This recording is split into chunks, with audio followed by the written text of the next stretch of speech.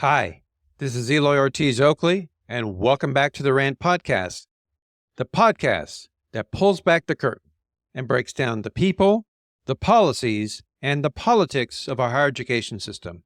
In this episode, I get to sit down with my friend and colleague, who is a veteran politician, an author, and higher education leader. Her name is Janet Napolitano, and Janet has had an amazing career in public service.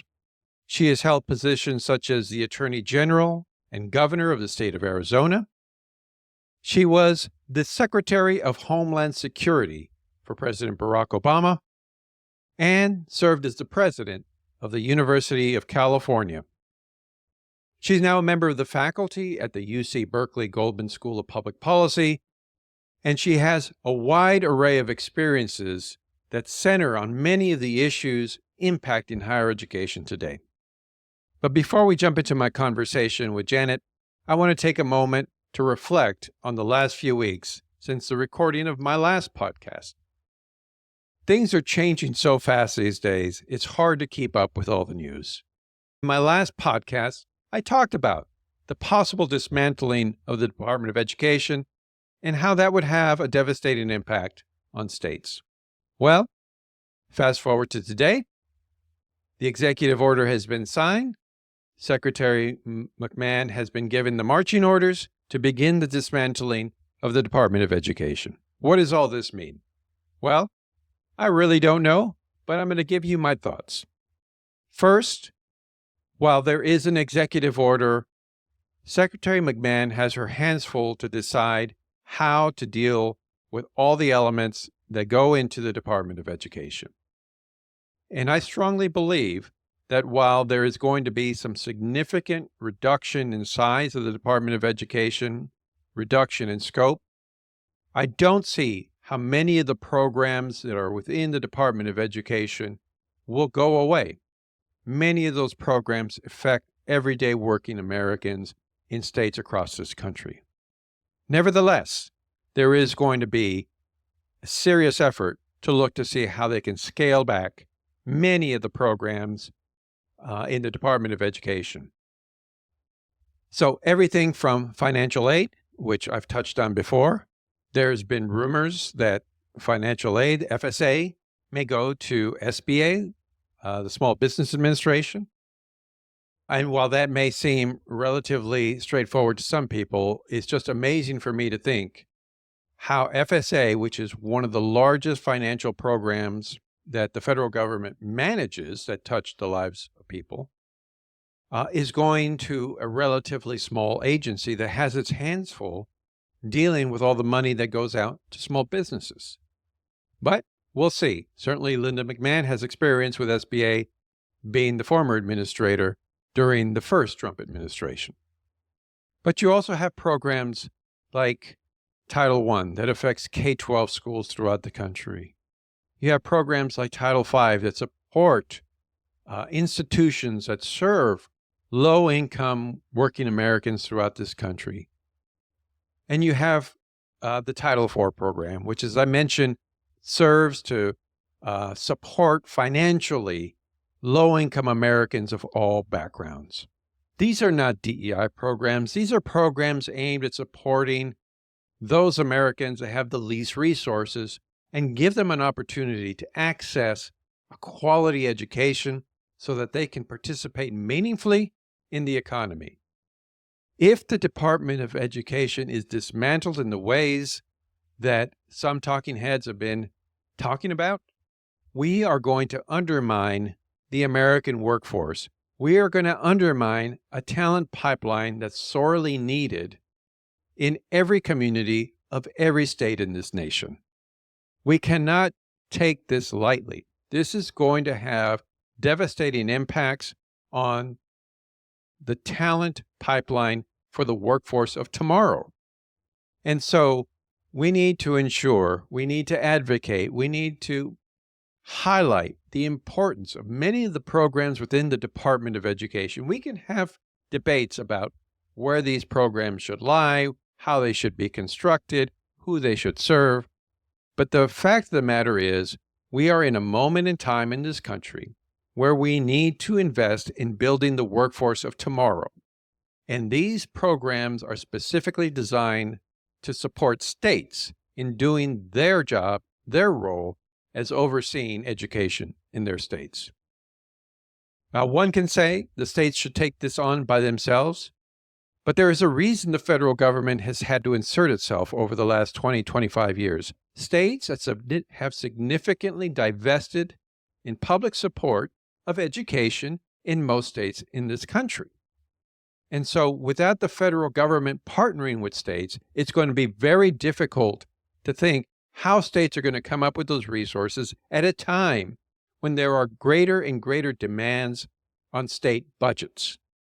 So I hope that you join me in talking to your congressional representatives, talking to your local advocacy groups, talking to students, administrators, anybody who will listen about the importance of ensuring that we build programs within the federal government that continue to support a healthy and thriving American workforce. Okay, with that backdrop, please enjoy my conversation with Janet Napolitano. Janet, welcome to the Rant Podcast. Thank you. Good to see you, Eloy. It's great to see you too, Janet. It's been a little while, but you look great. You look rested. Things must be going well in your neck of the woods, hopefully.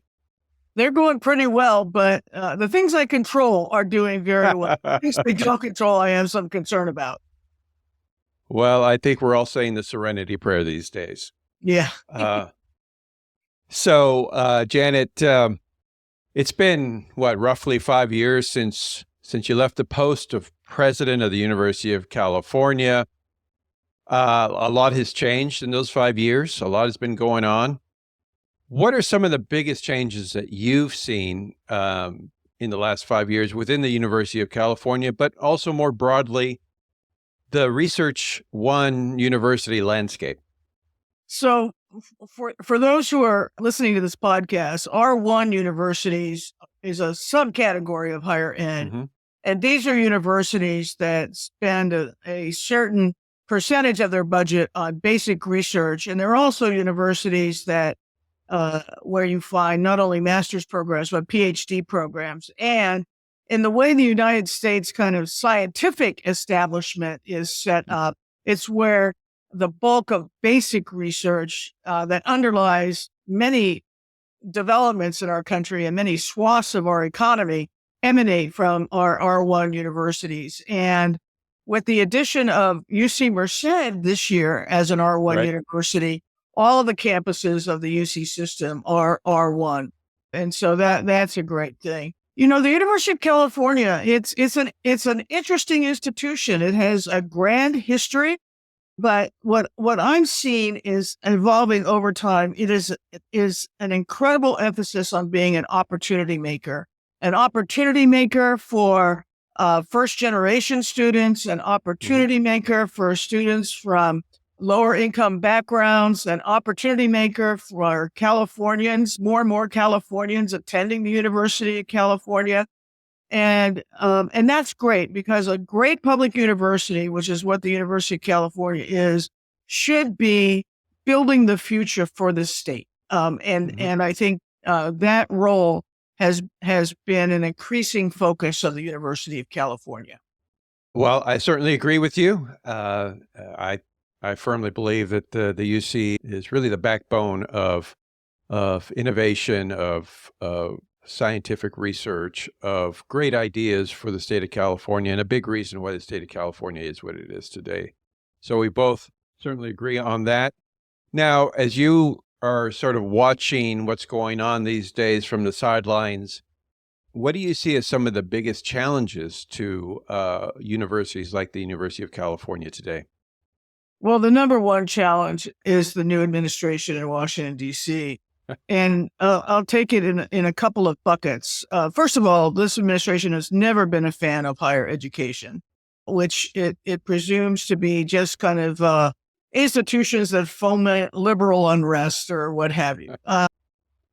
Be that as it may, the restrictions on research funding are severe and fundamental. And for R1 universities, they are devastating. The University of California, if the recent moves by the administration hold, they've been held up in court by now, for right now, but if they hold, it will literally be billions of dollars of loss to the University of California, billions of dollars. It means that programs even now, professors even now are not hiring graduate students because they don't know if they will have funding for them. Well, what are graduate students? Graduate students become not just the professors of the future, they become the researchers of the future. They become the developers, the innovators of the future. It's like eating our seed corn, not to support this big research enterprise. So that is an existential risk to the University of California. The second existential risk to higher education in general is this business of targeting universities for not being active enough in combating anti-Semitism. Now, what universities need to do is an unanswered question, but we've seen what is happening to Columbia University in New York, where not only have they had $400 million in research just summarily dropped, and we'll see whether that holds up, but where the administration recently seized a student who graduated last year who was a leader in the Gaza-Israel demonstrations, which were very active at Columbia, and was one of the negotiators for the pro-Gaza, pro-Hamas, if you will, position in those demonstrations. And he's here in the United States as a legal permanent resident, and they seized him in New York, where he has an American wife who's pregnant, and immediately moved him to immigration detention in Louisiana, and are seeking to deport him, even though he is a legal permanent resident. And I am sure that they have a list of students they've been able to identify who participated in demonstrations, didn't violate any laws. You may disagree vociferously or vehemently with their positions, which I do, but nonetheless, universities in this country traditionally have been where First Amendment protections have been the strongest. And this is a direct attack on that. And it will be a struggle for universities to figure out how to protect the First Amendment rights of students and faculty and staff in this kind of context. And in that connection, they already have a list of 10 or so universities they want to, quote, investigate beyond Columbia University. And that list includes both Berkeley and UCLA. Right. But it's amazing to watch, given just the history of First Amendment protests on all university campuses. I mean, when you and I spent time with the University of California, I don't think there was a meeting that went by without some sort of protest about one thing or another.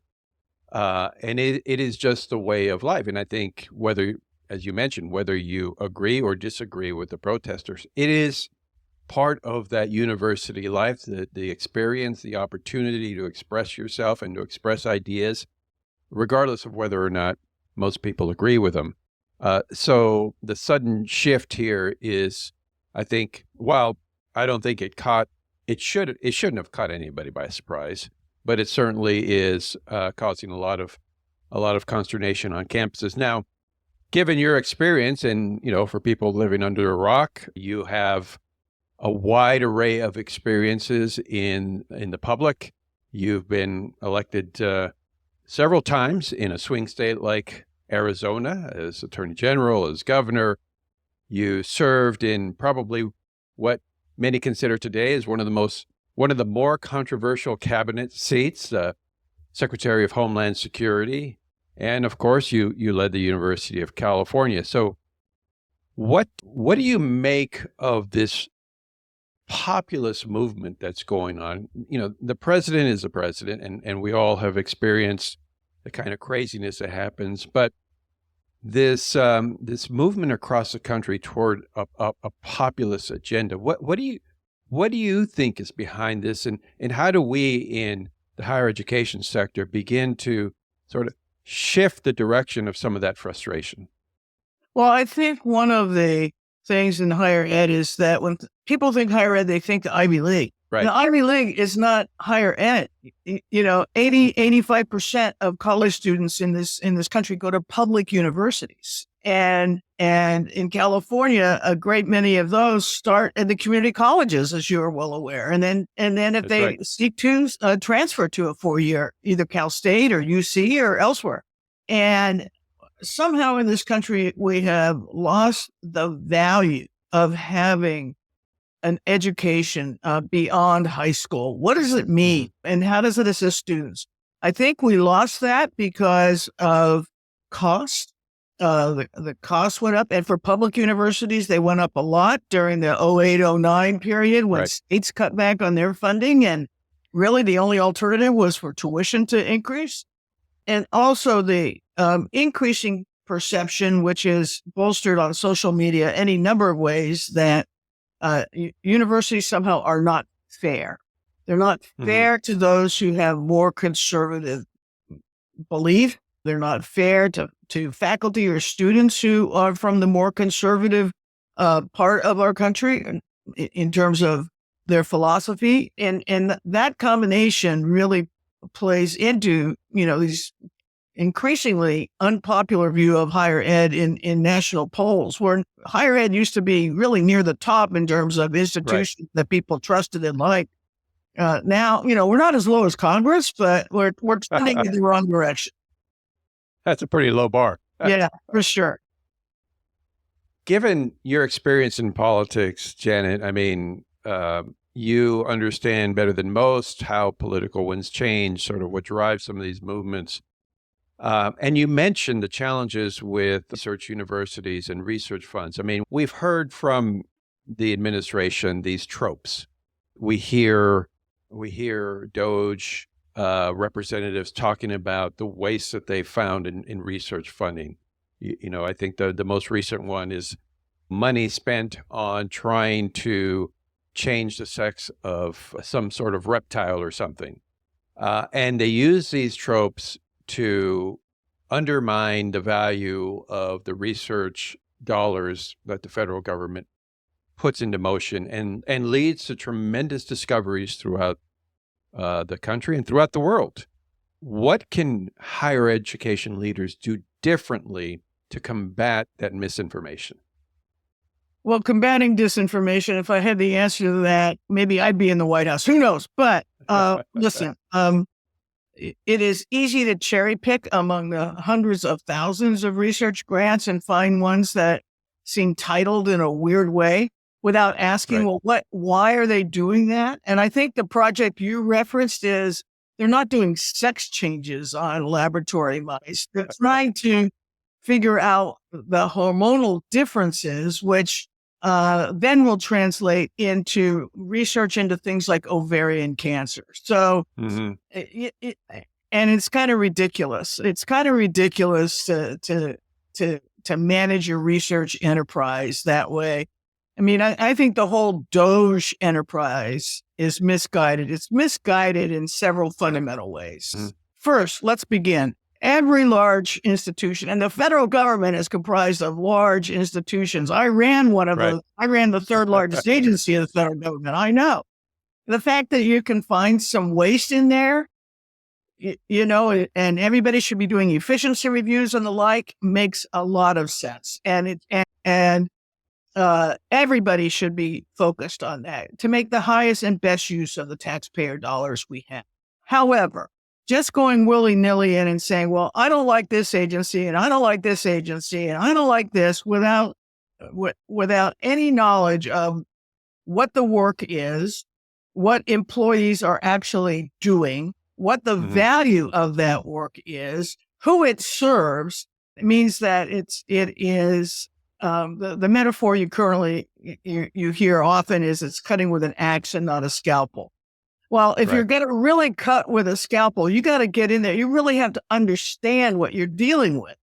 And the fact that DOJ came in, didn't listen to anybody, didn't consult with anybody, brought in a bunch of 20-something-year-old tech bros and said, here, you guys, set up some bunk beds in this agency and just figure out all the people you can fire. That is not the way to restructure government. That's for sure. I think the absurdity of the way they're going about it. And look, I agree with you. I mean, you and I have both had to manage through large higher education bureaucracies. There's lots of things that certainly frustrated me about local, state, federal bureaucracy. And certainly I'm one of those people who believe that we could do things a lot more efficiently and effectively with taxpayer dollar. However, just bringing in your chainsaw and cutting everything apart is just craziness, given how much interconnectivity there is between states and the federal government today. I mean, by and large, higher education relies heavily on the federal government, whether you agree with that or don't agree with that. And if you don't agree with it, there are ways to begin to wean states off, but you can't just do it overnight. Now, let me hone in on two areas of expertise that you certainly have. Obviously, we're talking about higher education, so we'll talk more about higher education, but you also have a tremendous background in immigration. And immigration has become such a hotbed issue today. Campuses in California, and any public campus, whether research university, regional four-year university, or community college, serves its community. And in my view, and maybe this is not everybody's view, the more that we can do to skill the local workforce, regardless of where they came from, the better off local economies are going to be, the better off state economies are going to be. How do we do a better job in higher education to make that case, to make the economic case for the inclusivity of people in the economy and making sure that they're upskilled? Well, first of all, we need to talk about it more. Very few people in California know that almost 40% of the students are first in their families to go to college. Right. Very few people know that over 35% of the undergrads don't pay any tuition because their families make less than $80,000 a year. And I kept saying it and saying it and saying it when I was president. But that's, in a way, it's not a story that, for whatever reason, people were interested in hearing and the media was interested in covering.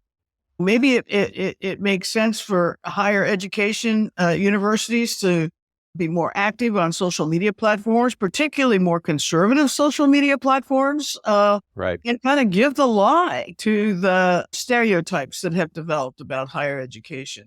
You know, public higher education in the United States is the secret sauce for how the United States has become the top performing economy in the world.